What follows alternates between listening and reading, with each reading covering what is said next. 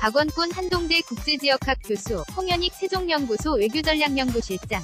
앵커 요 며칠 그 누구보다 마음을 졸이고 있는 분들 아마 이산가족일 겁니다. 이제 이틀 후면 21번째 남북 이산가족 상봉이 이루어지는데요. 5년을 기다린 단 4회 간의 만남, 자세한 내용.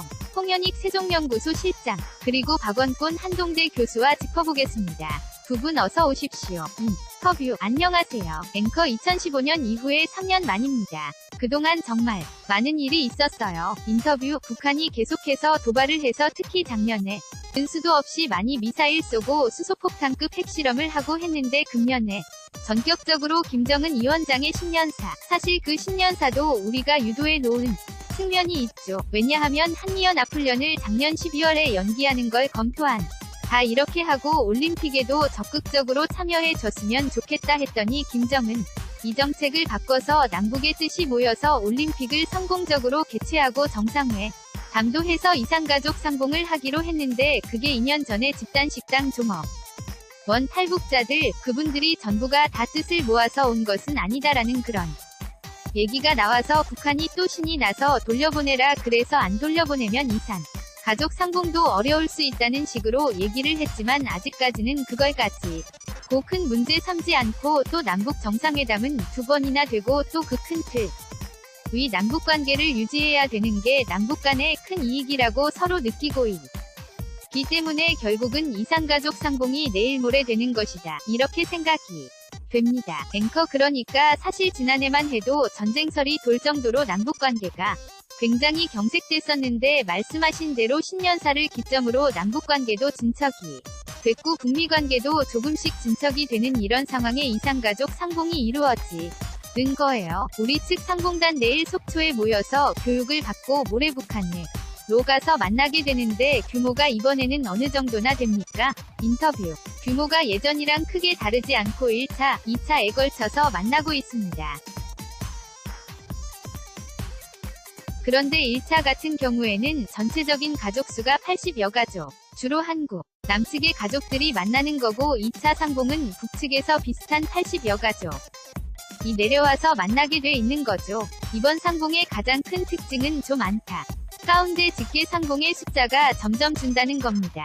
그러니까 부부라든지 아니면 부모, 자식 간의 상봉들의 숫자가 좀 주는 거죠. 그럴 수밖에 없는 것이 지금 이산가족 한국에 남아 계신 분이 북한도 마찬가지고 점점 고령이니까 세상을 떠나게 되고 그래서 직계보다는 사촌이라든지 형수, 올케 그런 식의 상봉이 늘어나죠. 물론 그 상봉도 충분한 의미가 있습니다. 고인에 대한 그런 기억들을 되살릴 수 있도록 그런 측면을 보면서 정말 이산가족 상봉은 우리 홍현익 실장님이 잘 말씀을 해주셨지만 이것은 정치 상황이 랑은 별개로 계속 지속될 수 있는 것들을 이번 기회에 남북관계가 개선돼 보이스니까 확실하게 자리매김했으면 하는 그런 바람입니다. 앵커 이날이 오기만을 손꼽아 기다려온 상봉 대상자들 어떤 마음으로 지금 하루하루를 보내고 있을까요? 잠깐 들어보시겠습니다. 황우석 이산가족 자녀 상봉대 상자 89세 걔가 유일하게 살아서 이번에 상봉을 하게 된 거죠.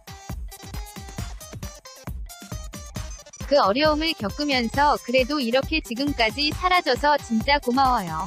이수남 이산가족 형제상봉 대상자 77세 우리 형님은 온 가족을 모든 걸 다 평생 잃어버리고 사셨을 걸 생각하면 너무 가슴 아프죠.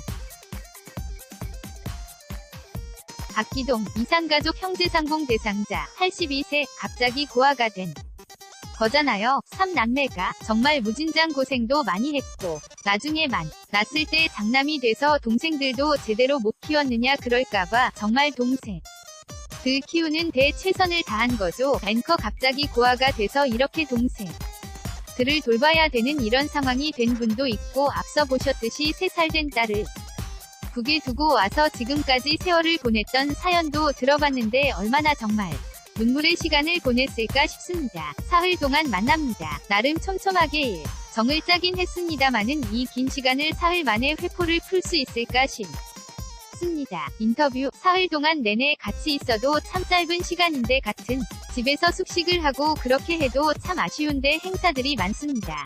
3일 동. 아닌데 첫째 날에는 단체로 상봉을 하고 환영만찬하고 그러니까 집이라고 얘기하기는 어렵겠죠. 여러 사람 단체로 만나는 상태고 둘째 날에 가서는 드디어 개별 상봉을 하는데 그러니까 각각 다른 숙소로 방문을 해서 이루어지는데 작년에는 그 2시간 딱 만나고 또 단체로 식사하러 다른 곳으로 갔는데 금년에는 그걸 좀 더 시간을 더 갖게 작년에 2시간인데 3시간을 가지면서 1시간은 도시락으로 식사를 해서 개별 상봉이 1시간 늘어나는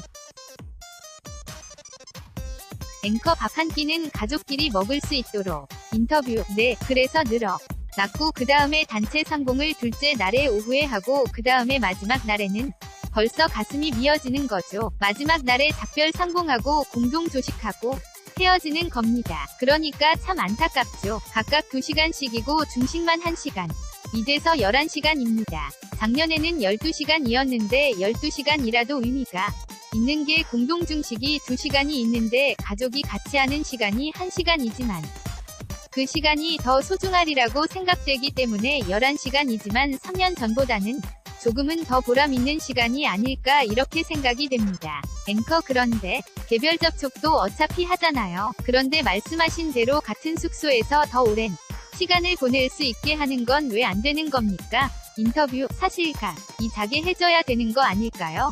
그런데 아무래도 북한 측에서 부담을 느끼는 거겠죠. 우리야 그걸 같이 잔다고 하면 우리야 반대할 일이 전혀 없지만 북한 측에서는 체제 안전 문제가 아무래도 오랜 시간 대화를 나누면 그들이 생각하기에 북한 당국이 생각하기에 쓸데없는 얘기를 할 가능성이 있다고 생각을 하는지 개별 상봉하는 데도 보안원들이 슬쩍슬쩍 보고 그러는 일이 있어서 역시 북한은 아직 모든 걸 다 터놓고 얘기하기는 아직은 안 되는 그런 상황이라고 보여지는데 아주 정치 상황이 훨씬 좋아져서 과거 동서독처럼 진짜 각자 상대방 나라를 방문해서 정말 거기서 크리스마스를 같이 지내고 이런 식으로까지 돼야 되겠죠. 그런데 지금은 아직 갈 길이 멀다고 봅니다. 앵커 박 교수님, 지금 상봉 못한 이상가족이 56,000 명 그리고 그 중에서 90세 이상이 12,000명이라고 합니다.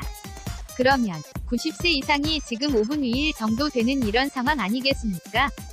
이건 애도 상봉 대상자에 포함됐다가 너무 고령이어서 건강이 안 좋아서 포기한 분들도 나왔단 말이죠. 아까 앞서서 잠깐 지적을 해주셨는데 이렇게 80명씩 만나서 다 어떻게 충족을 시켜줄 수 있을까 이런 의문이 드는데 이걸 더 쉽게 꼭 이런 만남이 아니라도 화상 만남을 할 수도 있고요. 이런 부분들, 이 부분을 집중해서 논의해야 되지 않을까요? 인터뷰. 그렇습니다.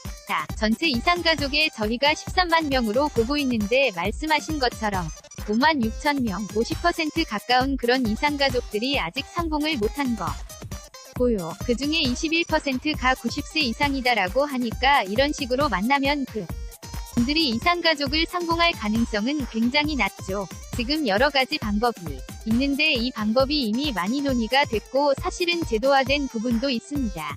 화상 상봉 얘기를 하는데 지금 남북한의 화상 상봉을 할 수 있는 시설이 이미 돼 있고요. 한 20여 군데 이미 설치가 돼 있고 2005년부터 2007년 단 3번만 사용이 됐습니다. 그리고 아까 말씀드린 것처럼 국은 정치 상황, 남북 간의 관계, 그런 문제들 때문에 주로 북한의 핵 문제이기는 합니다마는 그런 이유 때문에 여태까지 상봉이 제대로 이뤄지지 않은 거고요. 우선적으로는 화상 상봉이 여러 가지로 가장 효율적이고 효과적인 방법이지 않을까? 북한의 체제 특성도 우리가 고려를 안 할 수는 없는 대화상 상봉을 하면 그런 부분에 북한의 우려는 많이 줄어들 수가 있죠.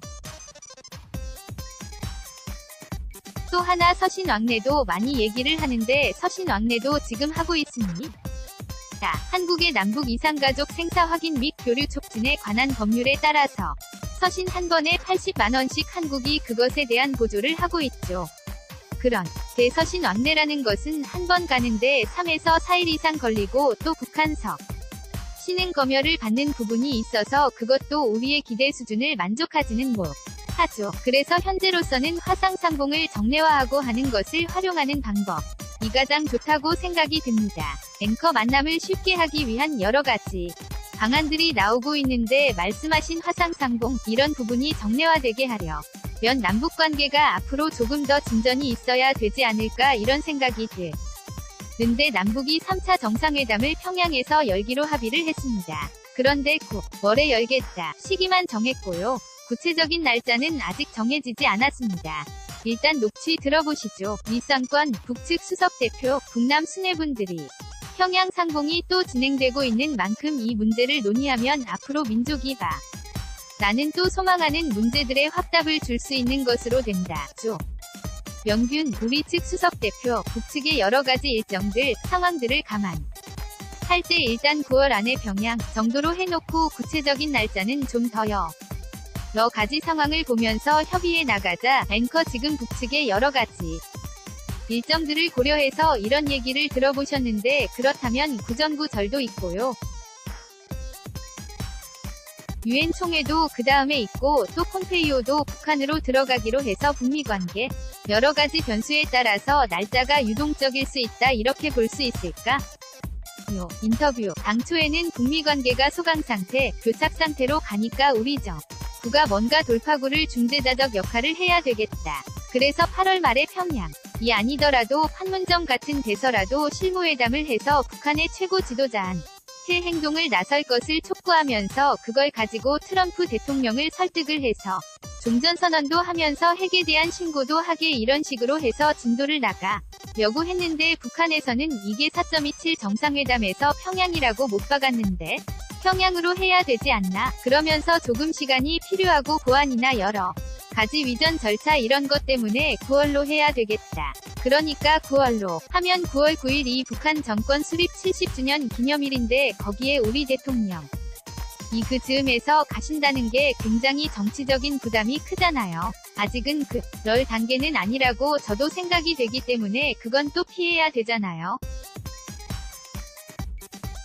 그러니까 8월 말에 판문점이 안 되고 9월 초 평양도 안 되니까 9월 9. 일날이 행사고 11일은 또 동반경제포럼 블라디보스토크에서 푸틴 대통령이 하는데 김정은이 아마 안 갈 것으로 예상이 되지만 간다 그러면 그것 때문.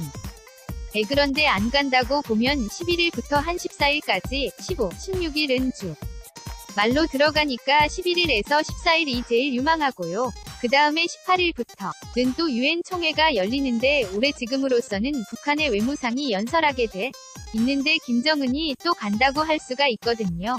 그런데 이 모든 논의를 다 떠나서 폼페이오 장관이 지금 평양을 이번 돌아오는 주말쯤 갈 수도 가게 되면 거기에 진전이 있으면 날짜가 바로 확정이 될 가능성이 있죠. 그 다음에 또 마지막 변수라고 볼 수 있는 게 시진핑 주석이 또 평양에 갈지 모르거든요. 그런데 시진핑 주석이 갈지 안 갈지는 아직 확정은 안 됐지만 북한에서 유럽이나 다른 서방의 관광객들은 상관없지만 중국의 단체 관광객들은 이달 중순부터 9월 5일까지는 일단 들어오지 마라 이렇게 돼 있어서 왜 그러면 갑자기 중단할까? 그리고 그 사유가 북한의 호텔을 리모델링하는 데 필요하다 이러니까 그러면 서방의 관광객들은 어디서 자요? 그러니까 아마도 시진핑 주석이 가는 게 아닌가 이런 추측이 있기 때문에 이런 여러가지 변수들이 있어서 우리 정부는 폼페이오 장관이 가서 진도를 내고 9월 중순에 우리도 획기적으로 남북 간의 관계도 나가야 되겠다. 또 8.15 경축사에서 대통령께서 동아시아 철도공동체에다 금년 내에 도로 착공식을 하겠다 이런 희망을 밝히셨기 때문에 제가 볼 때는 북미 관계가 조금은 뚫리고 가시는 게 남북 간에 할 얘기도 많고 진도를 많이 나갈 수 있기 때문에 굳이 서두를 필요 없지 않나 이런 생각도 듭니다.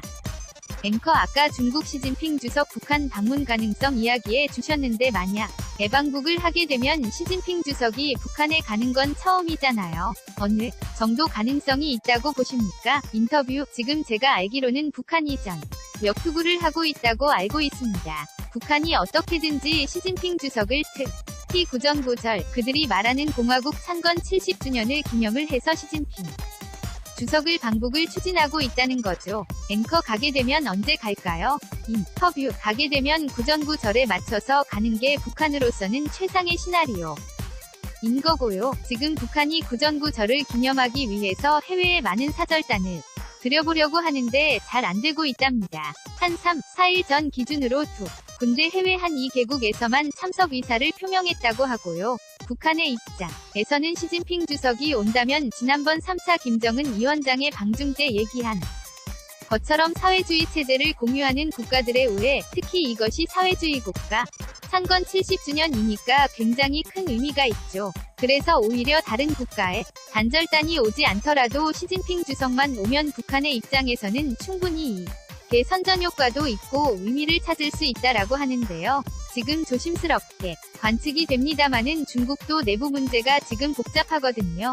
잘 알려진 것처럼 미중 간의 관계가 굉장히 어렵고 또 시진핑 주석도 그렇기 때문에 단일 지도체제를 구성한 것에 대해서 도전이 있습니다. 그래서 아마 그런 고민들이 있어서 아마 조금 더 두고 봐야 될 것 같습니다. 진짜 갈 수 있을지. 앵커 이건 좀 두고 봐야 되고요. 여러가지 변수 속에서 남북 정상회 다음 날짜가 9월의 어느 날이 될지 지켜봐야 될 것 같고요. 김정은 국무위 원장이 석 달 만에 원산관광지구를 방문했는데 이 자리에서 대북제재 관련해서 굉장히 강한 불만을 드러냈는데 어떤 얘기를 했는지 그래픽 보실까요? 강도적인 제재 봉쇄로 우리 인민을 질식시키려는 적대 세력과의 첨예한 대결전 이다. 그러니까 원산관광지구 속도 내서 빨리 해라 이런 얘기를 했는데 이렇게 대북제재를 김 위원장이 강도 같은 제재 봉쇄 이런 표현까지 써가면서 직접 비난한 것은 처음 아닙니까? 인터뷰 그렇죠. 지도자 차원에서 얘기한 건 처음이라고 보여지는데 김정은의 심리는 아마 지금 트럼프한테 당했다. 이런 생각이 있다고 저는 생각이 됩니다. 왜냐하면 트럼프 대통령 이 말씀도 많고 그렇지만 결국은 미국의 입장에서 보면 얻어낸 게 꽤 있죠. 작년 11월부터 지금까지 핵실험, 미사일 실험 한 번도 안 하게만 들었고 그 다음에 가시적으로 물질적으로 핵실험장 폐기시켰고 그 다음에 엔진실 험장 이건 단거리 미사일에 관련된 건데 이걸 해체시키고 그 다음에 북한에 있는 인질, 사실상 인질인 억류자 3명을 석방받았고 유해도 55구 받았고 거기에 대해서 트럼프 대통령이 준 건 어떻게 보면 말뿐이라고도 김정은 이 여길 수 있는 한미연합훈련 대규모 훈련은 안 하겠다. 그런데 그게 사실 북한한테 한미연합훈련 하면 맨날 볼멘소리 하지만 그거 안 했다고 북한한테 당장에 얻는 건 없잖아요. 그리고 북미 관계를 딱 보면 북미 간의 속게임을 할 때 김정은이 써야 될 카드들이 다 소진돼 가고 있는 핵과 미, 사일 빼놓고는 사용할 카드가 거의 없어졌어요. 그런데 종전선언조차 안 해 준다. 이건 말이 안 된다. 이런 볼멘 입장에서 강도 같은 제재. 그거 이렇게 했으면 제재 조금이라도 풀어줘야지 이럴 수가 있냐. 어떻게 보면 이런 부분에서 미국이 어느 정도는 성공한 것 같아요. 그런데 제가 제일 우려하는 건 아까 박 교수께서도 얘기하셨지만 미중 간의 무역전쟁을 하잖아요. 트럼프 대통령이 조금 아쉬운 게 북핵 문제를 이번에 완전히 해결하겠다고 하면 미중 간의 무역전쟁은 조금 이따가 해야죠. 지금 완전히 무역 전쟁을 하니까 지금까지는 약간의 무역 갈등은 있었지만 전쟁 상태는 아니었기 때문에 중국이 미국의 눈치를 많이 봤거든요.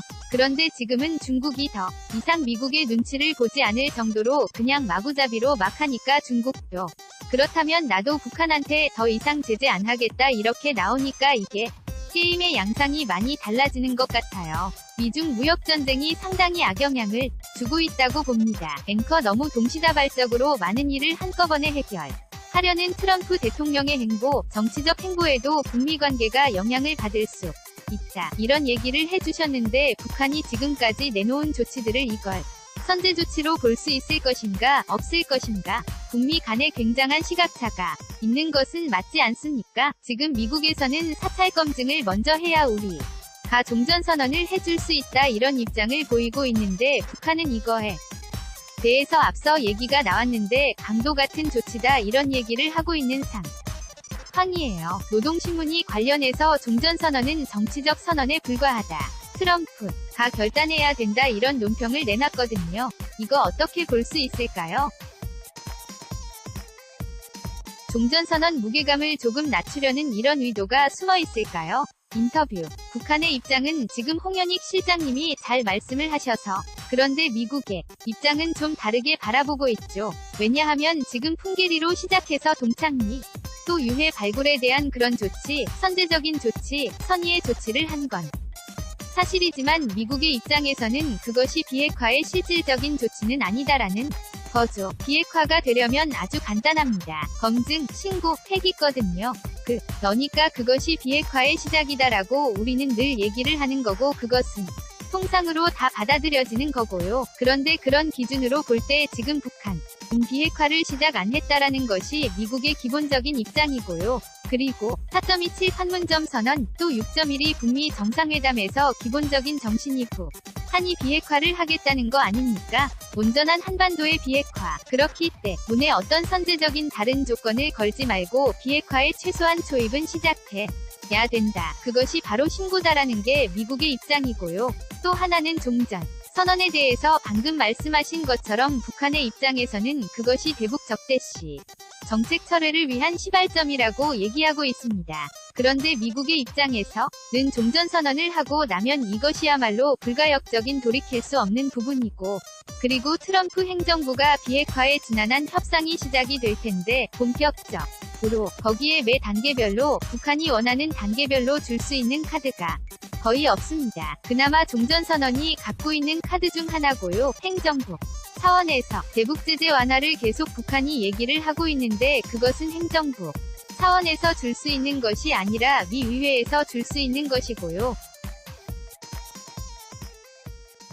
미 의회에서는 얼마 전에 2019 국방수권법을 통과시켜서 더 강력한 제재와 비핵화의 과정을 바라보겠다는 그런 입장을 표명하고 있는 상황에서 트럼프 행정부가 쉽게 갖고 있는 몇 안 되는 카드를 사용할 수 없다라는 그것. 이 트럼프 행정부의 고민이 반영되고 있다는 생각이 듭니다. 앵커 지금 검증, 신고 이런 부분을 먼저 해야 하느냐 아니면 종전선언을 먼저 해야 하느냐. 평행선만 계속 달리고 있는데 이 상황에서 우리 정부가 뭔가 예전처럼 막혔을 때 중재 역할을 할 수 있을까요? 인터뷰 제가 볼 때는 큰 그림으로 봐서 때가 오고 있다. 저는 6월 12일 날 정상회담하고 2달 동안 소강 상태였는데 이건 이미 예견된 것이었다. 왜냐하면 트럼프 대통령이 김정은은 굉장히 영리한 협상가라고 얘기하고 굉장히 영리하다는데 딱 몸표를 했잖아요. 왜 영리할까요? 내 속내를 워낙 잘 알고 있다. 내가 북한의 카드가 필요한 건 9월, 10월이다. 그러니까 그동안의 트럼프로서는 최대한도로 다른 잔챙이들을 챙긴 거죠. 이제 딱 핵과 미사일이 남은 거예요. 남았는데 이제는 9월, 10월에는 북한 카드의 효용을 보여줘야 될 때가 됐는데 그거를 펼쳐 보이겠다. 그러니까 제가 볼 때는 이번에 폼페이오가 간다 그러면 약간의 진전이 있고 그 다음에 김정은이 미국으로 간다 든지 해서 2차 북미 정상회담을 하면서 남북 정상회담도 물론 있지만 해서 거기에서 뭔가 탁 내놓는 거죠. 그때 내놓는데 그때까지 우리 정부로 서는 사실은 남북관계 갈 길이 멀잖아요. 철도 공동체, 철도, 도로, 가스, 관, 또 남북 경협, 끊어진 경협 다 해야 되는데 그거를 하기 위해서는 미국이 딱 쥐고 있는 게 제재니까 제재를 풀기 위해서라도 북한의 비핵화에 초기 단계 조치라도 얻어내야 되는 것. 그걸 설득하기 위해서 대통령께서 철도, 도로 착공식을 금년 내에 하고 싶다. 그러나 그러기 위해서는 비핵화의 초기 조치가 필요하다. 그러니까 결국 우리 정부가 해야 될 일은 북한이 지금처럼 박 교수께서 얘기하신 것처럼 비핵화의 제일 중요한 조치는 안 하고 있으니까 그 중요한 조치의 첫걸음이라도 떼면 우리가 북한이 그렇게 원하는 개성공단, 금강산 관광, 철도, 도로 이 재원이 들어가는 것과 지도 미국을 설득해서 하겠다. 그러면서 초기 조치를 하면 미국을 설득해서 종전선언도 하게 하겠다. 미국의 제재도 조금 완화하겠다. 이래서 선순환적으로 이끄는 걸 우리가 해야 되는 거죠. 그런데 그럼에도 불구하고 지금 일단은 폼페이오가 평양에 가서 어떤 일이 벌어지느냐를 일단 봐야 될 것 같아요. 물론 남북 공동연락사무소도 생기고 그래서 남북 간의 진도는 속 나가고 아시안게임도 같이 하고 여러가지 하지만 중요한 거는 북한이 초기 조치를 해주느냐 안 해주느냐를 우리가 설득하느냐 그게 관건이라고 저는 생각합니다. 앵커 지금 북한이 말씀하신 대로 제재 때문에 굉장히 경제가 어려워졌고 이 문제 때문에 사실 비핵화를 하겠다 이렇게 전향적으로 들고 나온 거 아니겠습니까? 그렇기 때문에 남북 경협 문제, 남북 정상 이 만나게 되면 이 부분을 북한이 굉장히 신경을 쓰지 않을까 예상이 되는 문재인 대통령이 그동안 비핵화가 안 되면 남북 경협도 없다. 이렇게 얘기를 했다가 경축사에서 지금 남북관계 발전이 비핵화 동력이다. 이런 얘기를 했거든요. 남북 경제공동체 문제요. 이 부분은 미국하고 결이 다른 그런 입장인데요. 앞으로 경협 부분은 어떻게 될까요? 인터뷰. 저는 한이 그 경협의 핵심은 얼마만큼 북한이 전향적인 비핵화 조치를 하느냐죠. 우리 문 대통령 8.15 경축사에도 지금 말씀 나눈 예를 들어서 통일경 제구역을 만들고 철도공동체 그 모든 것의 전제를 조건을 분명하게 얘기를 했습니다. 이것은 비핵화의 진전과 한반도의 평화가 있을 때 가능하다라고 얘기를 했고요. 저는 북한도 이번에는 전향적으로 나올 가능성이 있다고 생각합니다. 왜냐하면 북한도 시간이 그렇게 많지 않다라고 저는 생각하거든요. 지금 작년 기준으로 북한 경제성장률이 마이너스 3.5%이고 올해는 그거의 2배 더 떨어진다는 것이 대부분의 예측입니다. 그래서 물론 중국이 3차 방중 이후에 김정은 위원장의 방중 이후에 이른바 뒷문을 열어줘서 제재 완화 조짐이 있습니다마는 그것은 전반적인 제재 완화가 아니기 때문에 아마 조금의 시간을 좀 더 벌어줄 수는 있겠죠. 예를 들어서 내년 초까지는 그래도 조금 북한의 경제 숨통이 트이는 정도 수준은 되지만 그런데 그런 걸 우리가 전체적으로 놓고 생각할 때 이 제재 완화는 그렇게 하루 이틀에 되는 것은 아니거든요. 그러니까 북한 입장에서도 빨리 비핵화의 간표를 돌릴 필요가 있어서요. 그래서 이번에 저는 4차 폼페이오 방북에서 뭔가 이전과는 다른 진전된 조치가 나올 수 있다고 생각하고 더불어서 지금 북한이 계속 요구하고 있는 한국과의 경협 문제에 대해서도 계속되는 압박이 있다는 거죠. 그런데 다만 우리 대통령도 말씀하신 것이 결이 저는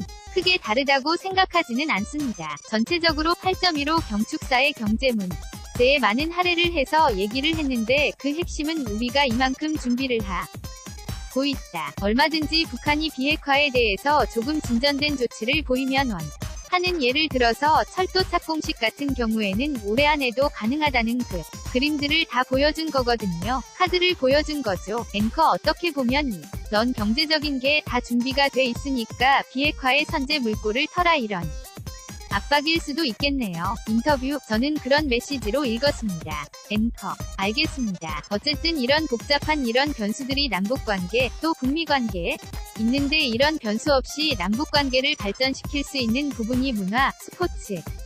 이런 부분 아니겠습니까? 인도네시아 자카르타에서 지금 아시안게임, 오늘 밤 개막식이 열리는데 남북이 개막식에서 공동 입장을 하게 되는 거죠. 여는 대과로. 인터뷰. 네, 11번째라고 합니다. 2000년 시드니 올림픽에서 시작된 건대 한반도기를 앞세우고 남북한 국기들은 빼놓고 한반도기, 결국은 우리는 하나가 되는 통일로 간다. 그걸 상징적으로 보여주는 거고 기수도 보면 남녀가 드는데 매번 남한의 여자, 북한의 남자 그렇게 되면 그 다음에는 한의 남자, 북한의 여자 그렇게 해서 돌아가면서 하는데 그리고 이번에 큰 의미는 입장만 같이 하는 게 아니라 단일팀이 6개 부분에서 열리는데 개 여자 농구, 그 다음에 카누 용선, 드래곤보트라고 하는 것, 그 다음에 정 2세 부분인데 조정 같은 경우에는 또 3개, 그 다음에 카누가 2.